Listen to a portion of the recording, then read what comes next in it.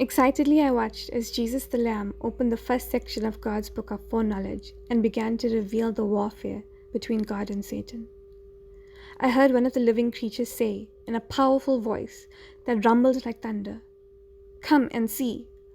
So I looked, and I saw that the war began with a rider on a white horse, holding a bow and wearing a crown, symbolizing Lucifer, beginning his war in heaven under the guise of righteousness, yet intent on inciting rebellion and war and achieving conquest. When Jesus the Lamb opened the second section of God's book of foreknowledge, I heard another living creature say, "Come and see." Then I saw a rider on a fiery red horse, holding a large sword, symbolic of Satan's lies about God, severing the bonds of love and trust, and inciting fear and selfishness, resulting in people killing each other. When Jesus the Lamb opened the third section of God's book of foreknowledge, I heard a third living creature say, "Come and see." I looked and saw a black horse, symbolic of humanity, necrotic with lies about God. Its rider was holding a yoke in his hand, symbolic of the spiritual enslavement that occurs when the mind is bound by lies about God. Then I heard a voice coming from the four living creatures saying, "A handful of wheat or 3 handfuls of barley would cost an entire day's pay, but the oil and wine won't be destroyed," which means that the lies about God will be so pervasive that a famine of spiritual truth will occur, and humanity will be near spiritual starvation. But the oil of truth and the wine of God's remedy will not be destroyed. When Jesus the Lamb opened the fourth section of God's book of foreknowledge, I heard the fourth living creature say, "Come and see."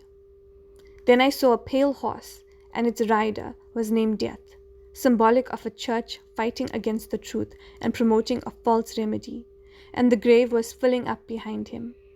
It had power over 1/4 of the world's population and could destroy by warring against the truth with lies about God, by restricting access to the written word of God and thereby inciting spiritual famine, by indulging selfishness, the pestilence of the soul, and by introducing wild, beastly, pagan traditions. When Jesus the Lamb opened the fifth section of God's book of foreknowledge, I saw an altar, and beneath it I saw the individual identities of those who were killed because they embraced the truth about God's character of love and faithfully revealed his methods, rejecting the lies about God. Their lives called out, "Almighty Lord, who always does what is right, how long until your diagnosis of the inhabitants of earth is made known and you set right the wrong done to us?" Then they were each given white clothes to symbolize that they were healed to be like Jesus in character. They were told to be patient a little longer until the rest of their co-workers and friends completed their witness and were martyred for the truth. I watched as Jesus the Lamb opened the sixth section of God's book of foreknowledge. There was a great shaking of ideas in the minds of people on earth. Their unshakable confidence in religion was broken, as evolutionary theory, like a black cloth obscuring the sun, covered over their minds. The moon bled dry for believers, and the stars fell from their high places of esteem, shaken by the mighty wind of changing ideas.